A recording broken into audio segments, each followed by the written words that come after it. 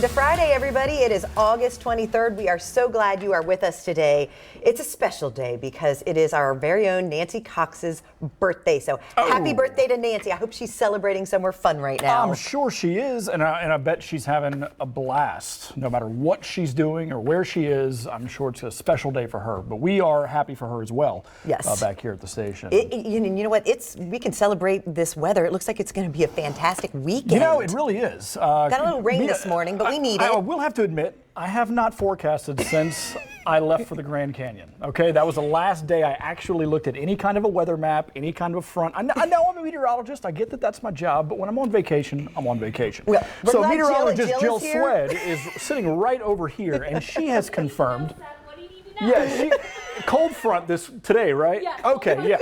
Yeah, okay, there you go. She's sitting right over there in the weather center. Cold front today. We're going to cool down, dry out Saturday. Spectacular. Yes. And props to you, because technically you're still on vacation. You're just here because you're a dedicated LEX 18 employee and you want to be part of It's On. They have or something they have like a term that. for this. It's called team player. Yes. And that's what I'm here for. I'm here to play for the team and win for the team, and that's why I'm here for And It's we On. appreciate you for that. I appreciate that. Thank you very much. Well, as always, we have a big show for you today.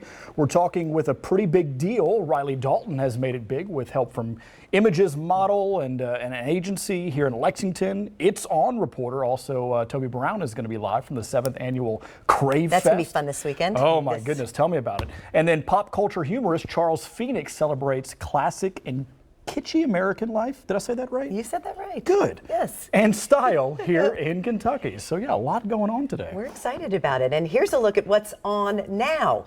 It's a touching moment from last night's Bengals-Giants game in Cincinnati. You may remember former UK quarterback Jared Lorenzen. He played for the New York Giants, and he died last month, leaving behind a daughter and a son. Well, his son Tayden was at the game, and at halftime, Lorenzen's former teammate Eli Manning went over to Tayden and gave him a big hug.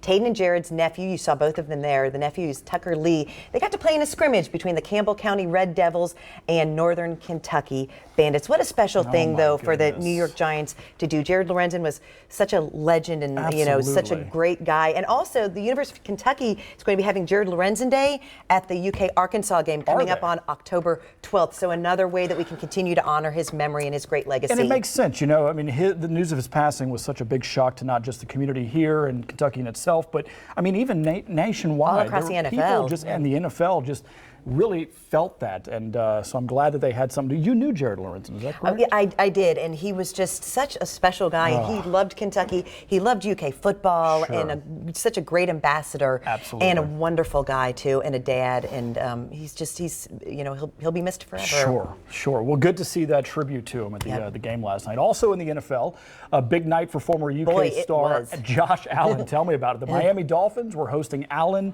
and the Jacksonville Jaguars. The Dolphins were looking to get back on track after a 16-14 road loss to the Buccaneers. The loss dropped them to 1-1 on the preseason. Well, Allen got going early as he tackles the running back for a 5-yard loss, but no score. Allen was the Jaguars' first-round pick, 7th overall. Jacksonville has been outscored 53-10 in their first 2 games of 2019. Kentucky fans knew, he was a star here. I knew he was going to crush it in the NFL, and it's just great to see because I didn't think he should have fallen to 7th, and he said he has something to prove because he wanted to go higher, and he's going to make those teams regret it every time he's on the field. It's always good to see someone with a chip on their shoulder. Not that it should be that way, but when a player does have a chip on their shoulder like that, they'll usually bring their A game. Doesn't matter if it's preseason or if it's a regular season or even postseason. They are going to be, I have something to prove, and they go out and do it week in and week out, and that is what's so good about Josh. And he's a great guy, so he's so easy to cheer for, too. Okay, well, talk about travel troubles. Delta passengers at JFK had to deal with an 18-hour delay for their flight this week. It was supposed to depart New York at 3:30 Wednesday afternoon, but did not end up leaving until yesterday morning. Delta blamed the delay on mechanical and weather issues, and several celebrities were among the passengers on the flight, including Beyonce's mom, Tina Knowles Lawson, and a number of cast members from ABC's Dancing with the Stars. The flight left at 10 yesterday morning for Los Angeles. That is the worst, too. Oh, sure. Because, they said they you can't go anywhere, and you're stuck. And those restaurants close at a certain time, Absolutely. so you can't get food or anything. But at least you have some room to move about. When I went to the Grand Canyon on my first flight into DFW, we had a holding pattern for an hour and a half. That is the worst when you're stuck when on you're the stuck plane. on an airplane that's worse for than an being hour and a stuck in the half, airport. and they're just like, we're going to keep circling. Yep. We're going to keep circling until the tower gives us clearance, and we never got it. But luckily, that's what a 3-hour layover is good for. But they had so many people on the plane that were, like trying to catch the gate in 15, 20, 30 minutes, and they all had to miss their next flight. That happens to me at Atlanta a lot too. Like if there's a delay and you have a 30-minute layover and you're just running across the airport. That is the worst. And then they have those cards that are like, move out the way, we're getting people where they need to go, and they're running over people. All right, speaking of flying, there are some of the best and worst cities for TSA wait times. The country's fastest airport security line, get this, was Salt Lake International in Utah. That's according to a new study that looked at the best and worst TSA wait times for travelers. Salt Lake's wait time averaged just over 9 minutes. Not too bad, right? Washington's Dulles was second with an average of 10.5 minutes. New Jersey's Newark Liberty International also had one of the longest wait times with just over 23 minutes. George Bush Intercontinental in Houston was close behind. Now, flyers there wait in TSA lines an average of about 19 minutes. For more information on the study, head up to upgradepoint.com. But I mean, this is expected. Right. You go to a big airport, which, when you're connecting, you're going to be in a hub, whether it's Atlanta, Newark, Chicago, or even DFW. You're going to have to wait. There's a ton of people trying to catch flights. It comes with the territory. But that's the good thing about Lexington, because you're very rarely going to have a wait. You can for show up TSA. 30 minutes and you're pretty much through now, unless it's like that 6 a.m. flight. Then you're Where sometimes it's not staffed, and you get there and you're like, wait, TSA pre-check, where is it? Yeah, exactly. But if you're going to go to a big airport, like something like one of those, that's why they say 2 hours minimum to get there before your flight, because it's likely you're going to be sitting in that TSA wait for quite a bit. Yes. Well, Sunday marks the 80th anniversary of one of my all-time favorite movies, The Wizard of Oz. And one Pittsburgh hospital found a special way to celebrate. 4 newborns at West Penn Hospital.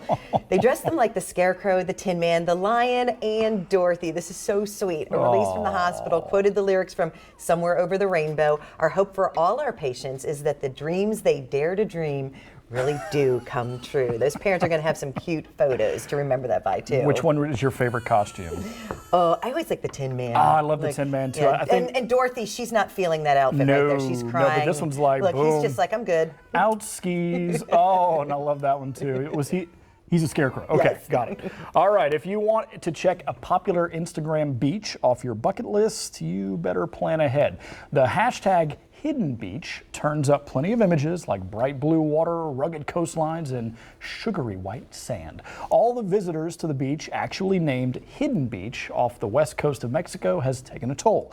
Beachgoers hoping to make it to the not-so-secret Anymore Paradise, which is only accessible by swimming through an underwater tunnel. Wow, that'd be kind of cool. Yeah, right? May have to wait. Mexican officials capped the number of daily visitors to just 117 after litter and coral damage became a major issue. At one point, more than 2,000 people traveled there every single day. The beach is also now closed on Mondays and Tuesdays. It looks spectacular. Just another thing that Instagram has ruined in this world. Whatever happened to Congratulations. just keeping your special places secret? Why do you got to share it with everybody? know. It's a secret place.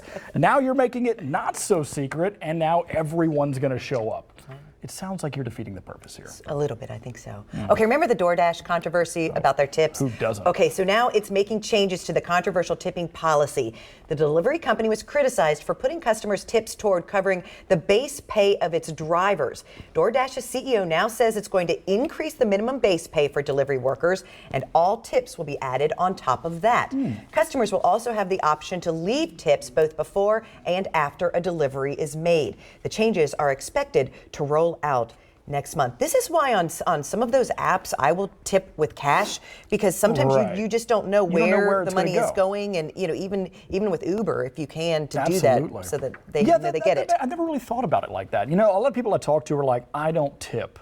on Uber or DoorDash because it's like their money is coming from the app or whatever, or it's the business they work for. But to me, it's like, oh, I totally disagree. I tip on all of that. These people are taking, I mean, first off, it's wear and tear on their own vehicles. Right. So that's one big issue. Gas that they have to pay for. I'm sure they get a little bit of a stipend for that. But still, though, they have to pay for a lot out of their pocket.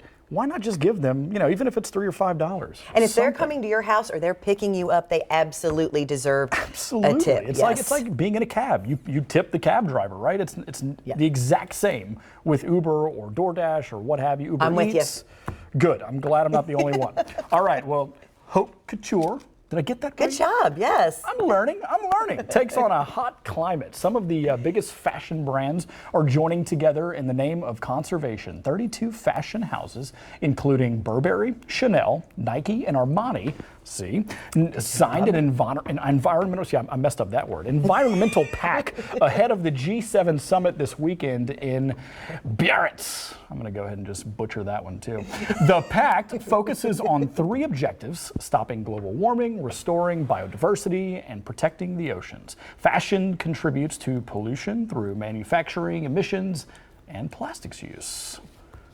Cool. Yep. What do you have to say about that? I was reading the story. I'm just impressed that you made it through Burberry, Chanel, all those names. Good job. And then I messed up environmental. How do you say it? Haute couture. Haute couture. Haute That's like you're saying, couture.